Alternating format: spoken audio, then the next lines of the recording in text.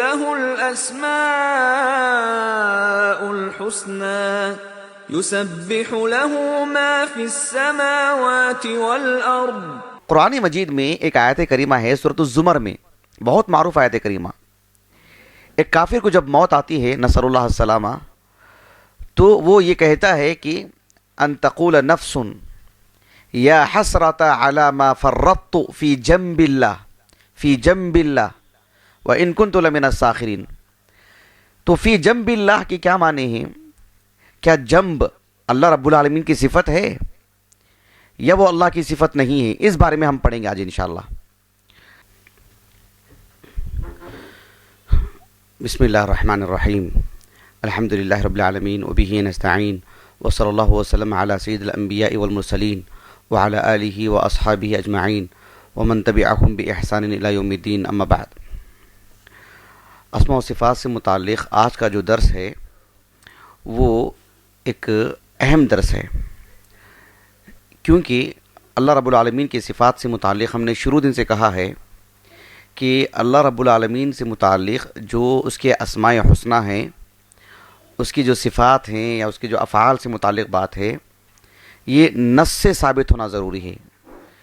وعلیکم السلام ورحمۃ اللہ وبرکاتہ۔ یعنی قرآنی آیات سے، احادیث مبارکہ سے۔ ایک حدیث ہے سندن ضعیف ہے، اس میں اللہ رب العالمین کا کوئی تعارف ہے تو ہم وہ نہیں لیں گے۔ اگر وہ حدیث ضعیف ہے اس اعتبار سے کہ ناقابل حجت ہے تو وہ دین کا حصہ نہیں ہے، اس سے ایک چھوٹا ایک عام جو فقہی مسئلہ ہے وہ ثابت نہیں ہو سکتا ہے، تو اللہ کے بارے میں کیسے ثابت ہوگا؟ حالانکہ اللہ رب العالمین کا تعارف ہو یا شریعت کا کوئی مسئلہ ہو، فقہی مسئلہ ہو، وہ چھوٹے بڑے کی بات نہیں ہے، لیکن رب العالمین کے تعارف کی اگر بات ہو تو سب سے بڑا معاملہ ہے وہ۔ تو ویسے ہی اللہ رب العالمین کا کوئی تعارف، اس کے اسماء حسنہ، اس کی صفات، یہ سب کتاب و سنت سے ثابت ہونا ضروری ہے۔ قرآن مجید کی ایسی کچھ آیات ہیں جن میں اللہ رب العالمین سے متعلق ایک بات کی جاتی ہے، کسی چیز کی نسبت اللہ کی طرف کی جاتی ہے، تو اس سے یہ معنی نہیں لیا جائے گا کہ وہ بھی اللہ کی صفت ہے۔ یعنی اللہ رب العالمین سے جوڑ کر کسی چیز کی نسبت اللہ کی طرف کی جائے تو اللہ رب العالمین کی صفت ہونا ضروری نہیں ہے۔ اللہ رب العالمین کی جو صفت ہوتی ہے، کبھی اللہ کی طرف اس کو اضافت دیتے ہیں، کبھی ایک مخلوق کی اضافت بھی اللہ کی طرف کی جاتی ہے۔ جیسے ہم کہتے ہیں بیت اللہ، بیت معروف ہے مخلوق، لیکن اس کی اضافت کس کی طرف دی گئی ہے؟ اللہ تعالیٰ کی طرف۔ قرآن مجید میں معروف ہے ناقۃ اللہ، صالح علیہ السلام کو دیا گیا ایک معجزہ۔ ناقہ مخلوق ہے اللہ رب العالمین کی، لیکن اضافت کس کی طرف ہے؟ اللہ سبحانہ و تعالیٰ کی طرف۔ تو اللہ رب العالمین نے کبھی اپنی جو اس کی صفت ہے، چاہے اس کے صفات ذاتیہ میں سے ہوں یا اللہ رب العالمین کی وہ صفات جسے ہم صفات فعلیہ کہتے ہیں، اس کی طرف اللہ رب العالمین کی طرف نسبت ہوتی ہے۔ جیسے ہم کہتے ہیں کلام اللہ، کلام اللہ کی صفت ہے، وہ جس طرح سے ناقۃ اللہ ہے ویسے ہی کلام اللہ ہے، جبکہ ناقہ مخلوق ہے، کلام اللہ کی صفت ہے۔ بات واضح ہو گئی؟ تو کسی بھی چیز کی نسبت اللہ کی طرف ہو تو وہ اللہ کی صفت ہے، ایسا ضروری نہیں ہے۔ بات واضح ہو گئی؟ تو قرآن مجید میں ایک آیت کریمہ ہے سورۃ الزمر میں، بہت معروف آیت کریمہ۔ ایک کافر کو جب موت آتی ہے نصر اللہ السلامہ، تو وہ یہ کہتا ہے کہ ان تقول نفس یا حسرۃ علی ما فرطت فی جنب اللہ وان کنت لمن الساخرین۔ تو فی جنب اللہ کی کیا معنی ہے؟ کیا جنب اللہ رب العالمین کی صفت ہے یا وہ اللہ کی صفت نہیں ہے؟ اس بارے میں ہم پڑھیں گے آج انشاءاللہ۔ جنبن کے پہلے معنی معلوم کر لیتے ہیں، پھر یہ آپ کو میں بتاؤں گا کہ یہاں پر جنبن کے کیا معنی ہیں۔ جنبن، جیم نون با، اس کا جو بنیادی معنی آتے ہیں عربی زبان میں، بنیادی طور پر دو معنی آتے ہیں۔ یہ میں اتنی تفصیل سے اس لیے بتاتا ہوں میں آپ کو کہ عربی زبان کو ہم یا تو اردو زبان میں ڈھال کے سمجھتے ہیں، اردو زبان میں، انگریزی زبان میں، اپنی اپنی مادری زبان میں۔ ایسا نہیں ہے۔ عربی زبان دنیا کے عام زبانوں کی طرح ایک زبان ہے، لیکن عربی زبان کی کوئی بدیل نہیں ہے۔ عربی زبان کو کسی میں سموئیں، جیسے سمندر کو ہم کوزے میں سمونے کی بات کرتے ہیں نا، شاید ہو سکتا ہے شاید، لیکن اس کو جو ہے کسی زبان میں سمو نہیں سکتے ہیں۔ عربی زبان اتنی وسیع زبان ہے۔ تو ہم چھوٹی جماعتوں میں کیا کرتے ہیں، ضرب، سمع، اس کے معنی کیا ہے، اس کا ایک معنی بورڈ پر لکھا دیتے ہیں استاذ، اس وقت کے لیے بہت مناسب ہے وہ۔ عربی زبان حقیقت میں ایسی نہیں رہتی ہے۔ ایک کلمہ ہوتا ہے، اس کے اندر کبھی کبھار 4 5 استعمالات کی طاقت رہتی ہے، اس معنی میں بھی استعمال ہو رہا ہے، اس معنی میں بھی استعمال ہو رہا ہے۔ ایک طالب علم دھوکہ کھا جاتا ہے کہ یہ تو میں نے اس کا یہ معنی پڑھا ہے، اور یہاں تو معنی مناسبت ہی نہیں ہے اس کی۔ تو جم بن جو ہے، جیم، نون اور با، بنیادی طور پر اس کا جو معنی آتا ہے عربی زبان میں 2 معنی آتے ہیں۔ ایک معنی آتا ہے اس کا، یعنی پہلو، کروٹ بولتے نا ہم، کروٹ، میں اس کروٹ لیٹا ہوا تھا، اس کروٹ لیٹا ہوا تھا، جم بن کے معنی۔ جیسے اللہ رب العالمین نے قرآن مجید میں فرمایا سورۃ یونس میں، وَإِذَا مَسَّ الْإِنسَانَ الضُّرُّ، جب انسان کو کوئی تکلیف پہنچتی ہے، انسان کو کوئی پریشانی پہنچتی ہے، وَإِذَا مَسَّ الْإِنسَانَ الضُّرُّ دعانا لجنبه او قاعدا او قائما، دعانا تو ہم کو پکارتا ہے، ہم سے دعائیں کرتا ہے، لجنبه او قاعدا او قائما، لیٹے ہوئے بھی، کھڑے ہوئے بھی، بیٹھے ہوئے بھی، ہر حالت میں ہم کو پکارتا ہے، ہم سے دعا کرتا ہے، ہم کو آواز دیتا ہے۔ وَإِذَا مَسَّ الْإِنسَانَ الضُّرُّ دعانا لجنبه، جنبن کے معنی کیا ہے وہاں پر، ایک کروٹ کے، ایک پہلو کے۔ تو یہ ایک بنیادی طور پر اس کا معنی ہے۔ جنبن، جیسے کہ میں نے کہا کہ پہلو، جیسے ہم کہتے ہیں کہ اردو میں بھی کہتے ہیں نا کہ اس جانب جاؤ، یہ عربی زبانی کا لفظ ہے۔ قرآن مجید میں ہے، اللہ رب العالمین نے فرمایا سورۃ مریم میں، وَنَادَيْنَاهُ مِنْ جَانِبِ الطُّورِ الْأَيْمَنِ وَقَرَّبْنَاهُ نَجِيًّا، ہم نے موسیٰ علیہ السلام کو طور کی دائیں جانب سے آواز دی۔ من جانب الطور الایمن، جانب دیکھ رہے ہیں آپ، یہ اسی معنی میں ہے۔ اللہ کے رسول صلی اللہ علیہ وسلم کی نبوت سے پہلے شیاطین ہیں، وہ آسمانی دنیا کے قریب قریب تک جاتے تھے، جو ابر وغیرہ ہوتے نا، وہاں جا کے بیٹھتے تھے وہ، اور ہلکی پھلکی کچھ باتیں سن لیتے تھے۔ جب رسول اللہ صلی اللہ علیہ وسلم کی نبوت سے متعلق کاروائی ہوئی اور آپ کو ابھی نبی بنانا ہے، تو اس سے پہلے سے ہی بہت سارے جو ہے مطلب چیزوں کو بندوبست کر دیا گیا۔ تو اللہ تعالیٰ نے کہا سورۃ الصافات میں، لا يسمعون الى الملأ الاعلى، جو ملأ اعلیٰ ہیں، جو آسمانوں پہ وہ آ کے اللہ تعالیٰ کی احکام اور اللہ تعالیٰ کی جو بھی نازل کردہ باتوں کا وہ لوگ تبصرہ کرتے تھے، باتیں کرتے تھے فرشتے آپس میں کہ کیا اللہ نے فیصلہ سنایا ہے، کیا اللہ کا حکم آیا ہے، پہلے سن لیتے تھے کچھ کچھ، کہا کہ اب لا يسمعون الى الملأ الاعلى، ملأ اعلیٰ جو ہیں ان فرشتوں کی یہ باتیں سن ہی نہیں سکتے۔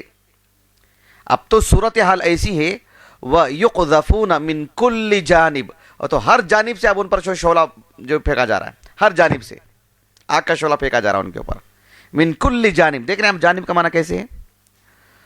تو یہ ایک بنیادی طور پر جانب کا یہ معنی ہے کہ پہلو یا پاس۔ اس کا ایک معنی آتا ہے جیم نون با، اس کا جو بنیادی معنی ایک معنی آتا ہے البعد، دوری کا معنی، البعد۔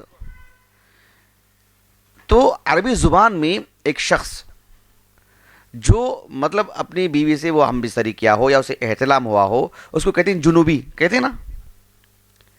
کس اعتبار سے؟ اس لیے کہ وہ اب تک جو مسجد کے یا قرآن پڑھنے سے متعلق جو قریب تھا، اب اس سے وہ دور ہو جائے گا۔ اس کا معنی ہی آتا بنیادی طور پر البعد کا، سمجھے آپ؟ قرآن مجید میں ایک ساتھ یہ دونوں معنوں میں استعمال ہوا ہے۔ اللہ رب العالمین نے سورۃ النساء میں بیان فرمایا، وَاعْبُدُوا اللَّهَ وَلَا تُشْرِكُوا بِهِ شَيْئًا وَبِالْوَالِدَيْنِ إِحْسَانًا وَبِذِي الْقُرْبَى وَالْيَتَامَى وَالْمَسَاكِينِ، اس کے بعد کہا وَالْجَارِ ذِي الْقُرْبَى وَالْجَارِ الْجُنُبِ وَالصَّاحِبِ بِالْجَنبِ، ایک ساتھ وَالْجَارِ الْجُنُبِ، یعنی ایسا ہمسایہ، ایسا پڑوسی جو کہ اجنبی ہے آپ کا، اس کے بھی آپ کے حقوق بنتے ہیں، اجنبی پڑوسی۔ وَالصَّاحِبِ بِالْجَنبِ، اور ایک وہ ساتھی جو آپ کے ساتھ سفر میں ہے، قریب ہے آپ کے ساتھ جا رہا ہے وہ، ایک تو وہ ہے، ایک وہ پڑوسی جو کہ اجنبی ہے آپ کے لیے۔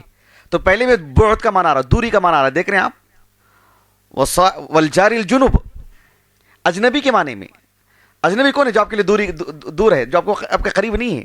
والجار الجنب والصاحب بالجنب، جو بالکل بازو میں بیٹھا آپ کا پڑوسی، وہ ساتھی جو سفر میں ہے آپ کے.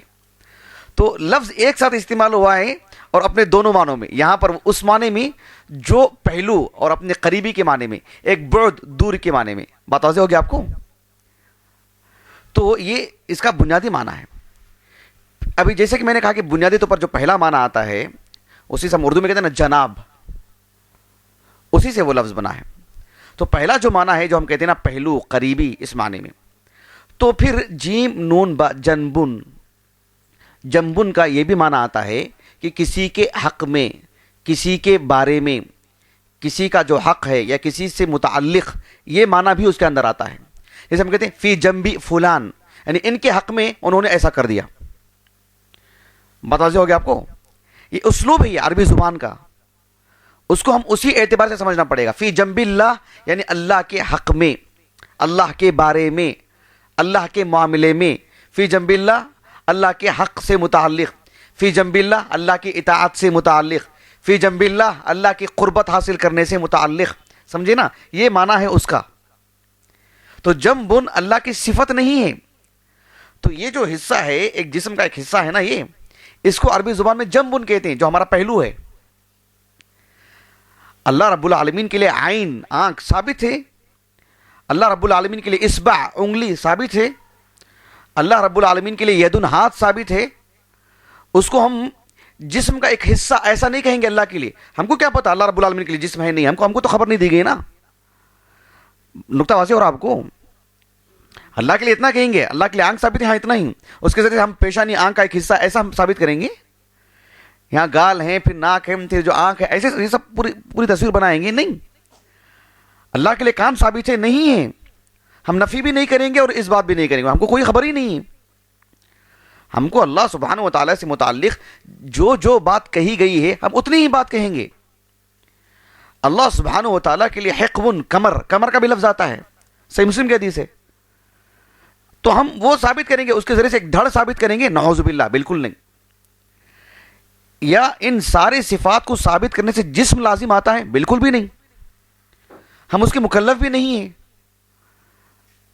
امام ترمذی کو اللہ جزائے خیر رحمہ اللہ کتاب الزکات میں، آج میں نہیں بتاؤں گا، وہ بہت تفصیل سے کبھی بتاؤں گا انشاءاللہ، بہت تفصیل سے آپ نے لکھا ہے. ایسے معلوم ہوتا ہے کیونکہ بچے کو بٹھا کے سمجھائے ہیں، عام آدمی کو بٹھا کے سمجھائے ہیں. جبکہ امام الترمذی امام من الائمہ، بڑی شخصیتوں میں سے ایک ہے. امام بخاری، امام احمد بن حنبل جیسی ایک شخصیت ہیں، لیکن اس مسئلے کو اتنی تفصیل سے، اتنی باریکی سے سمجھائے ہیں، اس کے بعد بھی پھر کسی بیان کی، کسی وضاحت کی ضرورت نہیں ہے. اور نہایت اختصار کے ساتھ، آدھے صفحے میں، آدھا صفحہ بھی نہیں، پو صفحہ، 4-5 سطروں میں، اتنی وضاحت میں بڑے یقین سے کہہ رہا ہوں آپ کو، بھلے ہی آج ہمارا موضوع نہیں ہے. تو کہنا یہ چاہتا ہوں میں آپ کو کہ اللہ سبحانہ و تعالیٰ سے متعلق وہ جو جنب، پہلو سے متعلق جو بات ہے، وہ بات نہیں ہے. وہ ہوتی کتاب و سنت سے ثابت، ہم مان جاتے ہیں اس کو، لیکن وہاں وہ مراد نہیں ہے. کسی عالم دین نے بھی اس کو اللہ رب العالمین کا کے لیے جنب، پہلو، جیسے ایک انسان کا پہلو ہوتا ہے، وہ معنی نہیں لیا ہے کسی عالم دین نے بھی، نہ سلف میں نہ خلف میں، جو بھی اہل السنہ کے علماء ہیں. اچھی طرح بات واضح ہو گیا آپ کو؟ ایک عالم دین ہے مولانا نواب صدیق حسن خان صاحب. یہ ہندو پاک کے یا بر صغیر کے، خیر اس وقت تو پاکستان بنا ہی نہیں ہوا تھا، 1890 میں انتقال ہوا ان کا، 1890 میں، 1890. اور آپ چھوٹی موٹی شخصیت نہیں ہے وہ، ہم جیسے طلبہ کو رکھ کے آپ تصور بھی نہیں کر سکتے ان کے بارے میں. بر صغیر کی نہیں، دنیا کی بڑی شخصیتوں میں سے ایک ہے. ان کی خدمات سے متعلق جو ہے نا ایک دن کا پروگرام چاہیے ان کی خدمات بیان کرنے کے لیے. بہت عظیم شخصیت مولانا نواب صدیق حسن خان صاحب رحمہ اللہ. ان کی ایک عقیدے سے متعلق کتاب ہے قطف الثمر فی بیان عقیدت اہل الاثر. تو اس کتاب میں انہوں نے اس لفظ کو، جنبن کو، اللہ کی صفت قرار دی ہے، جبکہ وہ درست نہیں ہے. اہل السنہ اس کے قائل نہیں ہے، لیکن انہوں نے کہا ہے، لیکن یہ درست نہیں ہے. انہوں نے اسی آیت کریمہ کو، جو سورۃ الزمر کی آیت کریمہ ہے، ان تقول نفس یا حسرۃ علی ما فرطت فی جنب اللہ وان کنت لمن الساخرین. تو فی جنب اللہ سے مراد انہوں نے کہا کہ اللہ رب العالمین کی صفت جنب ہے، جیسے صفت عین ہے، صفات ذاتیہ میں سے عین. یدن اللہ رب العالمین کی صفات ذاتیہ میں سے ہے. کہا کہ جنبن بھی اللہ رب العالمین کی صفات ذاتیہ میں سے ہے، جبکہ یہ بات درست نہیں ہے. نواب صدیق حسن خان صاحب آسمان کو چھوتی شخصیت ہیں. اس باب میں، اس نقطے میں یہ اہل السنہ کا موقف نہیں ہے جو انہوں نے اختیار کیا ہے. یہ نقطہ واضح ہو گیا آپ کو؟ اہل السنہ والجماعہ کا جو موقف ہے، میں آپ کو 2-3 حوالے پڑھ کے سناتا ہوں. میں آپ کو یہ جو دیکھ رہے ہیں آپ، دیکھیں، نقد عثمان ابن سعید علی المریسی الجہمی العنید فیما افترى علی اللہ من التوحید. بشر المریسی ایک شخص ہے، عقیدے کے باب میں بہت فتور تھا. اس شخص میں زہد و تقوی سے متعلق تو بہت ساری باتیں ملتی ہیں، لیکن عقدی امور میں بہت فتور تھا، بہت نقص، اور بہت ہی مطلب خطرناک چیز ہوتی ہے وہ. یہ جو ہے مطلب 3 صدی ہجری کے عالم دین ہیں. 3 صدی ہجری کے 280 ہجری سن وفات ہے ان کا. 280 ہجری یعنی امام ابن ماجہ، امام ترمذی کے قریب ان کا 270 پر 9 میں ہوا، 280 ہجری میں انتقال ہوا ان کا. ابو سعید عثمان الدارمی رحمہ اللہ. اس میں ان کا لکھنے کا انداز بھی بہت ہی عجیب ہوتا ہے، مطلب بہت ہی مفصل. میں ان کو وہ پڑھ کر کے سناتا ہوں کہ اللہ رب العالمین کی جو صفات ہیں اس کو تو آپ نے بہت پرزور انداز سے ثابت کرتے ہیں، اور جو اللہ رب العالمین کی صفات نہیں ہیں، اگر کوئی انہیں اللہ رب العالمین کی صفت قرار دیتا ہے، کیا ہے کہ بعض اہل باطل کچھ ایسی باریکیاں لیتے ہیں جو زبردستی تھوپتے ہیں، اور پھر اس کے بعد جو ہے مطلب ایک نئی کہانیاں بناتے ہیں. مطلب جو ہمارے عقیدے میں نہیں رہتی ہے اس کو زبردستی ہمارے دل میں ڈالتے ہیں، ہمارے اوپر ڈال دیتے ہیں، ہمارے نام سے لوگوں میں عام کرتے ہیں. میں ہم اس کے قائل ہی نہیں ہے نا، پھر اس کے ذریعے سے غلط نتیجے نکالتے ہیں کہ دیکھو اللہ رب العالمین کے لیے جنبن یہ بھی معنی لیتے ہیں، اور جو ہے اس کے ذریعے سے اللہ رب العالمین کے لیے ایک تصویر بنا دیتے ہیں، یہ مجسمہ ہیں، یہ مشبہہ ہیں، اس طرح سے. جبکہ اللہ رب العالمین کی صفات کو تسلیم کرنا، اسے ہو بہو ماننا، یہ اہل السنہ کا موقف ہے، یہی صحابہ کا موقف ہے، اور یہی درست موقف ہے. اس سے کوئی مجسمہ نہیں بنتا، اس سے کوئی مشبہہ نہیں کہلاتا. ہاں، اللہ کی کسی صفت کو یہ کہنا کہ یہ تو اس صفت کی طرح ہے جیسے میرے لیے ہاتھ ہے، دیکھو جیسے ایسے، یہ آدمی کو مجسمہ کہتے ہیں، اس آدمی کو مشبہہ کہتے ہیں. اللہ کی صفت کو ہو بہو مان جانا، وہ اسے کیوں کہیں گے مشبہہ؟ اسی کیوں کہیں گے جو ہے یعنی کیا بولتے ہیں اس کو، مجسمہ. سمجھ میں بات آ گیا آپ کو؟ دیکھیے انہوں نے کیا لکھا ہے، باب فی الجنب. اللہ سبحانہ و تعالیٰ سے متعلق وہ چیزیں جو جیسے ہم کہتے ہیں کہ اللہ رب العالمین کے لیے جہت، میں نے درمیان میں بتایا تھا، اللہ کے لیے کہنا کہ حد، اللہ تعالیٰ کے لیے کوئی چیز محدود کرنے والی کوئی چیز، حد لفظ ہے، جہت لفظ ہے، کہ اللہ رب العالمین کس جہت میں ہے. تو اہل السنہ کہتے ہیں کہ اس طرح کے الفاظ محتمل ہیں، دیکھا جائے گا کہ کہنے والے کا مقصود کیا ہے. جہت سے مراد اگر وہ یہ کہتا ہے کہ اللہ رب العالمین کے لیے کوئی جہت نہیں ہے، کسی جگہ اللہ رب العالمین کو کسی جہت سے ثابت نہیں کرنا چاہیے، جہت سے کسی جہت میں نے رخ، اللہ کے لیے جہت کا لفظ استعمال ہی نہیں کرنا چاہیے، لفظ نہیں، یعنی کوئی جہت نہیں بتانا چاہیے، تو ہم کہیں گے یہ تو غلط ہے. اللہ کے لیے جہت ہے، صفت علو، اللہ رب العالمین کے لیے صفت علو ثابت ہے. ہم ایک جہت بتا رہے ہیں نا، اگر مقصود یہ ہے تو ٹھیک ہے. کوئی یہ کہتا ہے کہ اللہ رب العالمین کے لیے جہت ہی نہیں ہے، اس کا مقصود یہ ہے کہ یہ لفظ ثابت نہیں ہے کتاب و سنت میں، تو ٹھیک ہے. اگر یہ مقصود ہے کہ لفظ اللہ کے لیے جہت نہیں بولنا چاہیے کیونکہ جہت کوئی ہے ہی نہیں اللہ کے لیے، نہ اوپر نہ نیچے، نہ دائیں نہ بائیں، تو ہمیں یہ کہ یہ غلط ہے. تو اس طرح کے الفاظ کتاب و سنت سے ثابت نہیں ہے. لیکن جب کہتے ہیں کسی چیز کو ثابت کرنے کے لیے، بتانے کے لیے، سمجھانے کے لیے جب استعمال کیے جاتے ہیں تو دیکھا جائے گا کہ مقصود کیا ہے. جیسے اللہ رب العالمین کے لیے موجود، ہم کہتے ہیں کہ اللہ موجود ہے، کیا کتاب و سنت میں ثابت ہے کیا؟ نہیں، وہ تقاضا ہے، وہ لازمی نتیجہ ہے. اللہ تعالیٰ کی صفت حیات ہے، صفت بقا ہے، اس کا نتیجہ ہے کہ اللہ رب العالمین موجود ہے. یہ ساری چیزیں بتانے کہ اللہ رب العالمین موجود ہے، لیکن یہ لفظ موجود ہے کہ اللہ کے لیے لفظ موجود نہیں ہے، نہ قرآن میں نہ حدیث میں. لیکن اس طرح کے الفاظ کی کوئی نفی کرتا ہے کہ اللہ کے لیے موجود نہیں بولنا چاہیے، اگر اس کا مقصود یہ ہے کہ یہ لفظ اللہ کے لیے کتاب و سنت میں ثابت نہیں تو ٹھیک ہے. لیکن اس کے ذریعے سے وہ کچھ اور نتیجے نکالنا چاہتا ہے تو پھر وہ غلط ہو جاتی ہے. بات واضح ہو رہی ہے آپ کو؟ بارک اللہ فیکم جمیعا. دیکھیے باب فی الجنب بہت مفصل لکھا آپ نے. پہلے میں عبارت پڑھتے جاتا ہوں ایک ساتھ، پھر اس کے بعد اس کا مفہوم بتا دیتا ہوں. ابو سعید عثمان الدارمی رحمہ اللہ کہتے ہیں کہ ودع المعارض ایضا زورا على قوم انهم يقولون في تفسير قول الله يا حسرة على ما فرطت في جنب الله قال يعنون بذلك الجنب الذي هو العضو، ایک عضو ہے نا جسم کا، وليس على ما يتوهمونه، فيقال لهذا المعارض ما أرخص الكذب عندك وأخفه على لسانك، فإن كنت صادقا في دعواك فأشر بها إلى أحد من بني آدم قاله، وإلا فلم تشنع بالكذب على قوم هم أعلم بهذا التفسير منك وأبصر بتأويل كتاب الله منك ومن إمامك، إنما تفسيرها عندهم تحسر الكفار على ما فرطوا في الإيمان والفضائل التي تدعو إلى ذات الله تعالى، واختاروا عليها الكفر والسخرية بأولياء الله فسماهم الساخرون، فهذا تفسير الجنب عندهم. فمن أنبأك أنهم قالوا جنب من الجنوب فإنه لا يجهل هذا المعنى كثير من عوام المسلمين فضلا عن علمائهم. ابو سعید عثمان الدارمی رحمہ اللہ کہتے ہیں کہ اس معارض نے، اس بشر المریسی نے جھوٹ باندھتے ہوئے اہل السنہ پر جھوٹ باندھتے ہوئے بات کہی کہ اہل السنہ یا حسرت علی ما فرطت فی جنب اللہ کا معنی یہ لے لیا ہے کہ وہ ایک جسم کا حصہ ہے، جیسا انسان کے لیے حصہ ہے نا، ویسے اللہ کا ایک حصہ ہے وہ. ایسا حصہ یہ لفظ استعمال بھی نہیں کرنا چاہیے رب العالمین کے لیے. بات واضح ہو گئی. تو لیکن اس نے اہل السنہ پر ایسا جھوٹ باندھا. تو ابو سعید الدارمی نے کہا رحمہ اللہ ما ارخص الکذب عندک، تیرے نزدیک جھوٹ کتنا سستا ہے اور تیری زبان پر جھوٹ کتنا ہلکا ہے.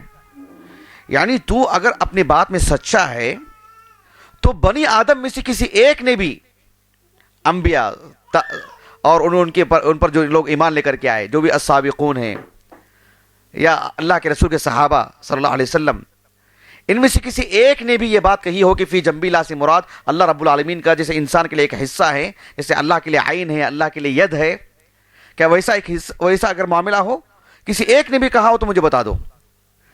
جبکہ اہل السنہ کے جو علماء ہیں تم سے زیادہ علم والے، تم سے زیادہ بصیرت والے، اور جن کو تم اپنا مقتدا اور امام مانتے ہو ان سے بھی زیادہ علم رکھنے والے ہیں، انہوں نے اس کا معنی یہ بتایا ہے کہ فی جنب اللہ سے مراد اللہ کی اطاعت میں، اللہ رب العالمین کے حق میں، اللہ کے معاملے میں، اللہ کی عبادت میں، اللہ کی قربت حاصل کرنے میں انسان یہ کہے گا کہ میں نے تقصیر کی، میں نے کوتاہی کی.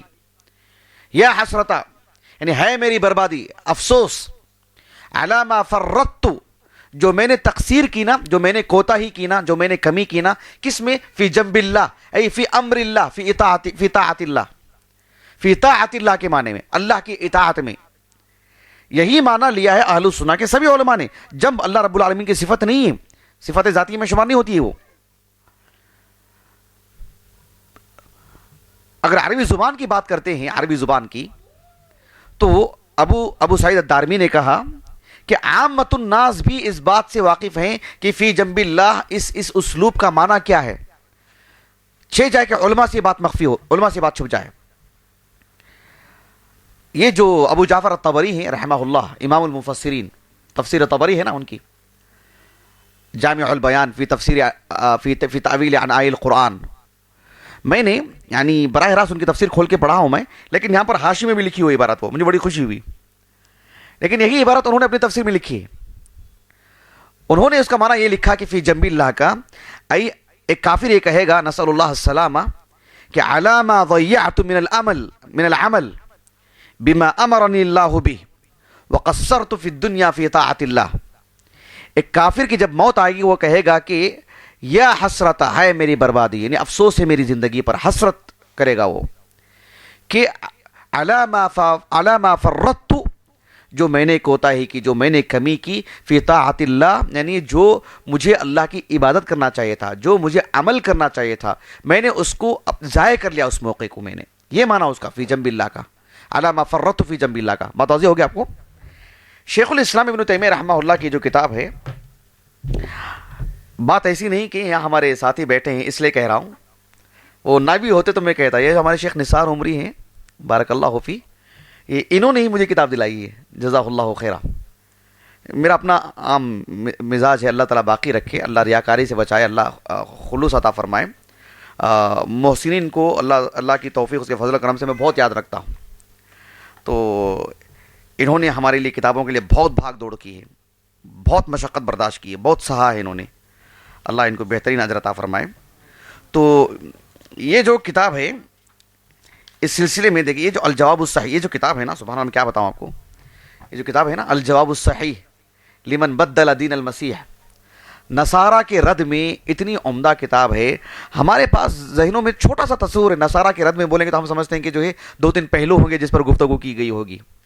موسوعہ ہے، انسائکلوپیڈیا ہے، مطلب شاید ہی کوئی جانب ہو، کوئی پہلو ہو، کوئی بات ہو نصارہ سے متعلق، یعنی دور سے بھی لائی ہوئی بات ہو اور اس میں چھوٹ گئی ہو۔ اسی لیے بعض علم نے یہاں تک کہا کہ جو ہے ابن تیمیہ کی شان، ان کی عظمت، ان کا علم، ان کا مستویٰ کیا لیول ہے ان کا، یہ بتانے کے لیے تو یہ کتاب کافی تھی ان کے لیے، اس قدر عظیم کتاب ماشاءاللہ۔ اس میں نصارہ مسلمانوں سے مراد اہل السنہ والجماعہ کو، مسلمانوں کو یہ اتہام لگاتے ہیں مسلمانوں پر کہ یہ بھی تو مجسمہ ہیں، یہ بھی تو مشبہہ ہیں۔ دیکھو اللہ رب العالمین کے لیے کیسی کیسی باتیں کرتے ہیں کہ اللہ کے لیے جنب ہے، اللہ رب العالمین کے لیے عین ہے۔ تو ایک تو ابن تیمیہ رحمہ اللہ نے کہا کہ جو ہے اللہ رب العالمین کے لیے عین، اللہ کے لیے ید، یہ تو ثابت ہے، یہ تو جو ہے مطلب تورات اور انجیل میں بھی ثابت ہے۔ پہلے وہ ایک الزامی جواب کے طور پر دیا، اور رہا مسئلہ کہا کہ جنب، یہ تو تمہاری طرف سے ایک الزام ہے جو تھوپا گیا ہے ہمارے اوپر زبردستی۔ ہم نے کب کہا کہ جنب اللہ رب العالمین کی صفت ہے؟ یہ نہیں کہ مرعوبیت، ہم نے کب کہا اللہ کے لیے جنب جی اللہ کی صفت ہے؟ کہا کہ عین ہاں اللہ کی صفت ہے۔ تم نہیں مان رہے ہیں، یہ بھی جرم کر رہے ہیں، اللہ کی عبادت بھی نہیں کر رہے ہیں، اللہ پر ایمان بھی نہیں لا رہے ہیں، اور تورات اور انجیل میں جو عین اللہ رب العالمین کی صفت ذاتیہ ہے اس کو بھی نہیں مان رہے تم۔ رہا مسئلہ جنب، یہ تو اللہ رب العالمین کی صفت ہی نہیں ہے، اس کا پھر معنی مفہوم کیا ہے وہ بتایا ابن تیمیہ نے رحمہ اللہ۔ بات واضح ہوگی آپ کو؟ دیکھیں ابن تیمیہ نے کہا رحمہ اللہ، وَأَمَّا قَوْلُهُمْ وَجَنْبٌ، لہا ان کا یہ قول کہ مسلمان اللہ تعالیٰ کے لیے جنب بھی کہتے ہیں، کو سنو، فَإِنَّهُ لَا يُعْرَفْ عَالِمٌ مَشْهُورٌ عِنْدَ الْمُسْلِمِينَ وَلَا طَائِفَةٌ مَشْهُورَةٌ مِنْ طَوَائِفِ الْمُسْلِمِينَ أَثْبَتُوا لِلَّهِ جَنْبًا نَظِيرَ جَنْبِ الْإِنسان۔ کہا کہ کوئی بھی ایسا عالم دین جو مسلمانوں کے مشہور علماء ہیں، صحابہ میں، تابعین میں، تبع تابعین میں، بعد کے علماء میں، کوئی بھی مشہور عالم دین جو معتبر ہیں، مستند ہیں، لوگ ان کی طرف رجوع کرتے ہیں، کوئی بھی عالم دین، یا مسلمانوں کی جماعتوں میں بھی جو ذرا سا کچھ انحراف آیا ہے، ان میں بھی کوئی بھی جماعتیں ایسی نہیں ہیں، جماعت ایسی نہیں اہل السنہ کے علاوہ بھی، جن میں ہلکا پھلکا جنہیں فطور آیا، کچھ جماعتوں میں زیادہ آیا ہے، کوئی بھی جماعت ایسی نہیں ہے جنہوں نے اللہ رب العالمین کے لیے جنب اس کے لیے صفت کے طور پر قرار دیا ہو۔ یہ بات کہنے والے کون ہیں معلوم؟ کسی گلی کوچے کے عالم دین نہیں ہیں، ایک عام عالم دین ابن تیمیہ ہیں۔ جب یہ کہتے ہیں کہ جو ہے لا یعرف عالم مشہور ولا طائفۃ مشہورہ من طوائف المسلمین، یہ سب ایسی باتیں نہیں ہوتی ان کی۔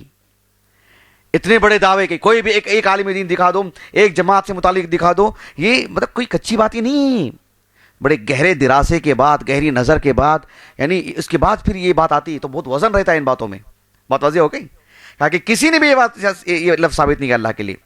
وَهَذَا اللَّفْظ جَاءَ فِي الْقُرْآنِ فِي قَوْلِهِ أَن تَقُولَ نَفْسٌ يَا حَسْرَةَ عَلَى مَا فَرَّطُ فِي جَنبِ اللَّهِ، یہ اس آیت کریمہ سے یہ لفظ لے آ گیا ہے۔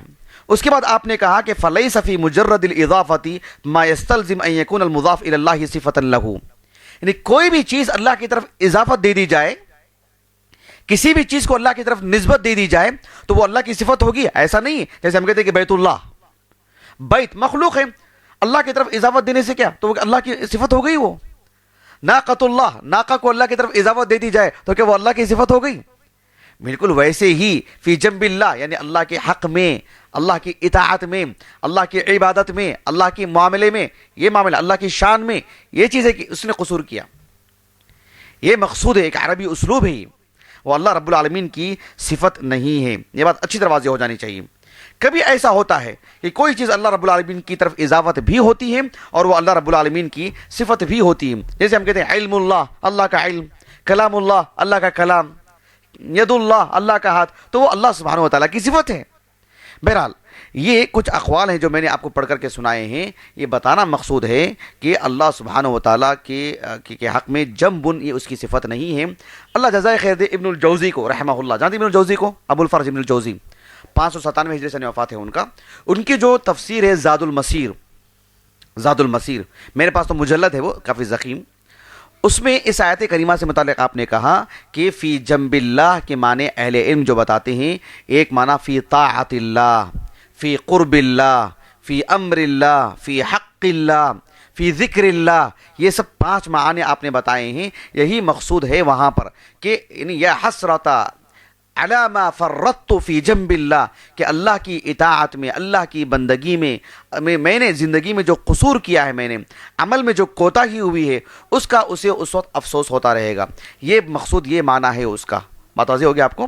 چلیے میں آپ لوگوں سے ایک ہلکا پھلکا سوال کر دیتا ہوں، اور سوال ہی رہنے دیتا ہوں کیونکہ درس ختم کر دیتا ہوں، اور میں جواب نہیں دوں گا. آپ تلاش کریں کہ ہم جو کہتے ہیں نا حسرت،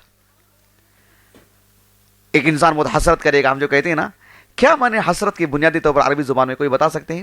باتیں بتائیں. درس ختم میں کر دیتا ہوں. اور ایک طرح سے جو جن کو علم کی پیاس ہوتی ہے تو ان کے لیے ایک چبھنے والی بات ہی رہے گی کہ میں نے سوال کر دیا اور درس میں میں نے جواب نہیں دیا. وہ کہیں بھی تلاش کریں گے انشاءاللہ. حسرت کس کو کہتی ہیں؟ ح سین را، حسرا کہ بنیادی معنی کیا ہیں، کس وجہ سے اسے کہتے ہیں کہ حسرت. یہ ایک واقعی وہ بھی ایک سوچنے والی بات ہے. اللہ تعالیٰ سے دعا ہے کہ اللہ رب العالمین ہمیں اس کی جو اسماء حسنہ ہیں، اس کے جو افعال ہیں، اس کی جو صفات ہیں، صفات علیٰ ہیں، انہیں پڑھنے، سمجھنے اور اللہ سبحانہ و تعالیٰ کی بہتر انداز میں بندگی کرنے کی سعادت نصیب فرمائیں. سبحانک اللہم و بحمدک، اشہد ان لا الہ الا انت، استغفرک و اتوب الیک.